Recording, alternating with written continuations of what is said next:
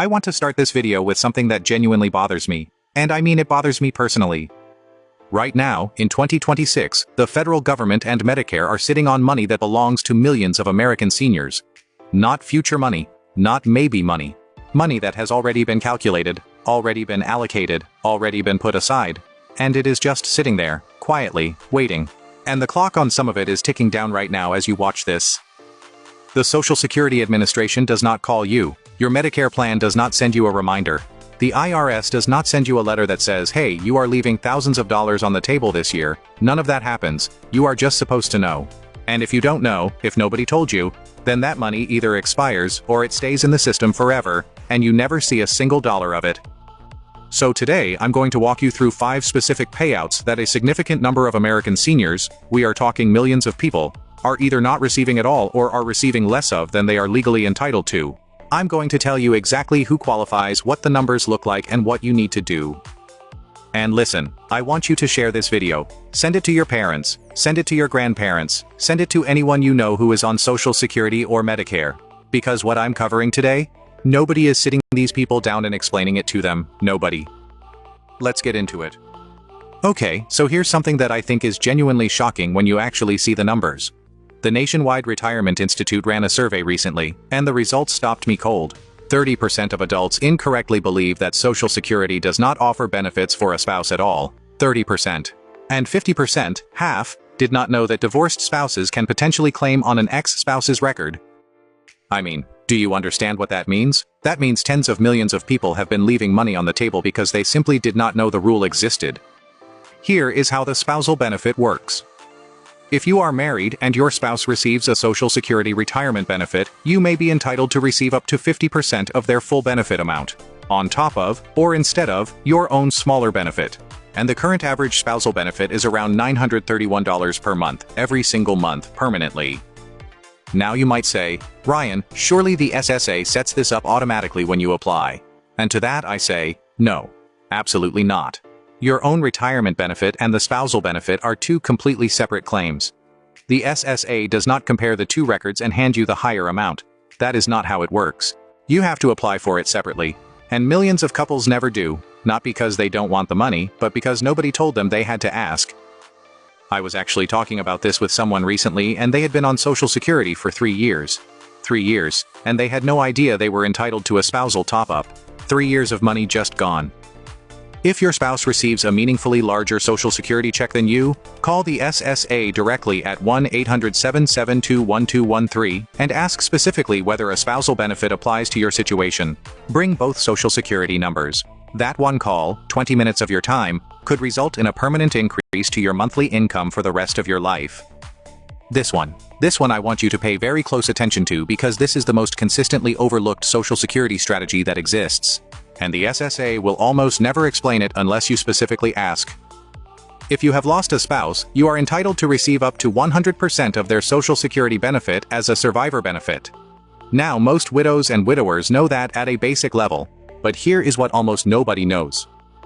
You can begin collecting survivor benefits as early as age 60. And here is where it gets interesting.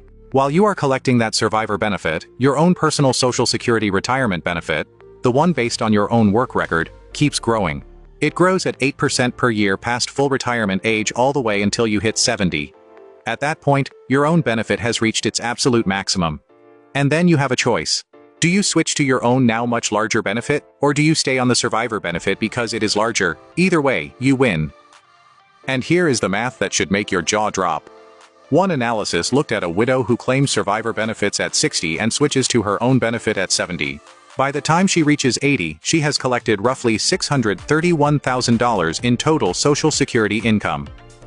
Compare that to a widow who skips the survivor benefit entirely and just waits until 70 for her own benefit. She collects about $357,000 by age 80. The switching strategy, taking both in the right sequence, adds roughly $250,000 of additional income. $250,000. And the SSA? They are not telling people this. There was actually a review that found over 5,000 survivors lost an average of $21,000 each because they received incomplete guidance about this exact strategy. Like, that is not a small mistake, that is a life-changing amount of money handed back for nothing. If you are a widow or widower and you have not specifically asked the SSA about the survivor benefit switching strategy, and I mean asked by name, pick up the phone. This is not something they volunteer. Okay, this one is for people who were higher earners in recent years, and when I explain the mechanic here, a lot of you are going to be genuinely angry, because this is the kind of thing where you look at it and go, how is this even legal? Script 20. IRMAA. Income-Related Monthly Adjustment Amount. It is a Medicare surcharge, an extra fee that comes out of your Social Security check automatically, before you ever see it, every single month. In 2026, if you are a single filer whose income exceeded $109,000 in 2024, or a married couple above $218,000, Medicare is charging you extra. The surcharges range from $1,148 per person per year at the lowest tier, all the way up to $6,936 per person per year at the highest tier. Now here is the part that I find genuinely outrageous. The SSA calculates your 2026 IRMAA surcharge using your tax return from 2024. 2 years ago. That is the rule. They call it a 2-year look back. So think about this scenario. You retired last year, your income dropped from $180,000 down to $55,000. But Medicare is looking at 2024, when you were still fully employed, and charging you a surcharge based on income you no longer have and no longer earn. Every month, hundreds of dollars being pulled out of your check, for income that does not exist anymore. And the fix? There is a form. It is called the SSA 44. It exists specifically for this situation. You fill it out, you attach documentation showing your income has dropped, a retirement letter, a final pay stub, whatever applies. And the SSA reviews it. A successful appeal can eliminate the surcharge entirely. We are talking about saving between $1,148 and $6,936 per person per year. You know what this reminds me of? It is like your landlord charging you rent based on what your apartment cost 2 years ago, even though you moved to a smaller place and the price is different. Like, you moved, the situation changed, update the paperwork, that is literally all you are doing. Most people paying these surcharges have never heard that an appeal process exists. Download the SSA 44 form at ssa.gov or walk into any Social Security office. Do not let this one sit. This one is specifically for teachers, firefighters, police officers, federal employees, and public servants, anyone who spent part or all of their career in a job that had its own government pension and did not pay into Social Security. For decades, 2 rules, the windfall elimination provision and the government pension offset, quietly slashed Social Security benefits for these workers.